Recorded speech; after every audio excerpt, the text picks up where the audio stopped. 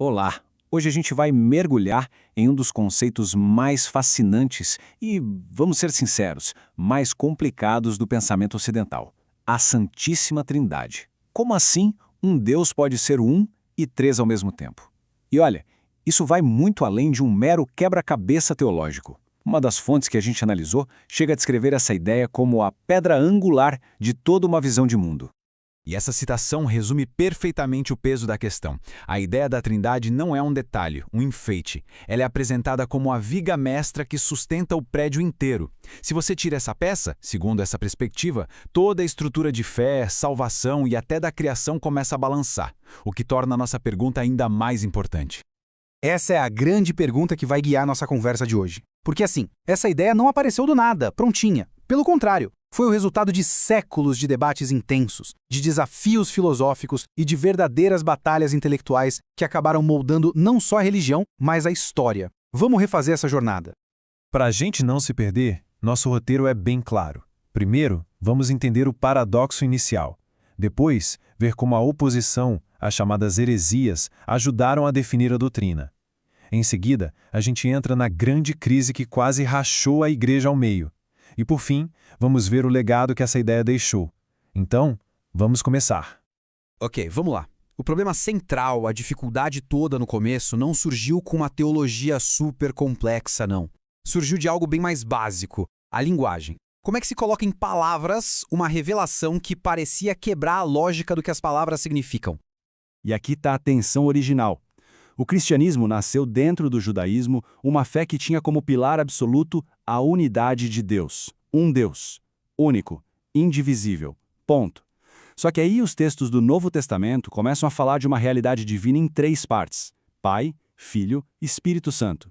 E agora, como conciliar essas duas coisas sem destruir uma delas? E o mais curioso é que uma parte enorme desse debate gigantesco se resumiu a duas palavrinhas em grego, como a gente vê aqui. Ousia, para falar da essência divina, única ou material do qual Deus é feito, por assim dizer, e hipóstasis, para falar das três realidades ou pessoas distintas dentro dessa essência. Entender a diferença entre essas duas foi o pulo do gato para resolver o paradoxo. Isso nos leva para uma ideia que até é meio surpreendente. A doutrina da Trindade não foi definida num retiro espiritual, com todo mundo em paz e meditando. Que nada. Ela foi forjada no fogo do debate, como uma resposta direta a outras ideias que a Igreja acabou classificando como heresias. O período em que tudo isso aconteceu é conhecido como a Era da Patrística. São os textos e as ideias desses pensadores, os pais da Igreja, que construíram a base do que a gente hoje conhece como ortodoxia cristã. Eles foram os verdadeiros arquitetos da doutrina. E a primeira grande ameaça que eles encararam foi o gnosticismo. Basicamente, os gnósticos diziam que o mundo material era imperfeito demais para ter sido criado por um Deus totalmente bom. Então, eles imaginavam que existia um Deus menor, meio atrapalhado ou até mau, que teria criado o mundo.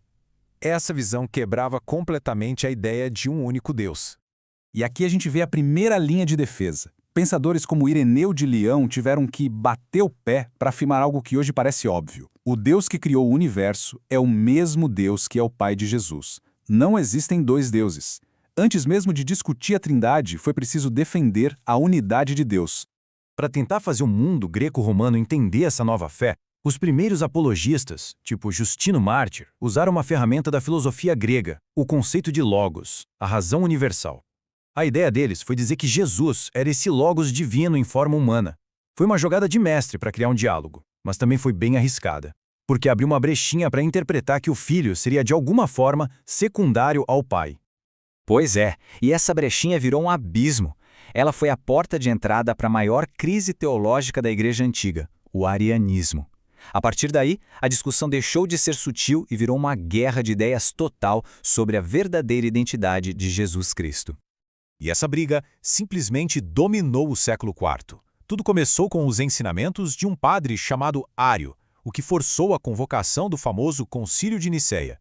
Depois, foi defendida com unhas e dentes por um bispo chamado Atanásio, e só foi resolvida de vez, décadas mais tarde, em outro grande concílio.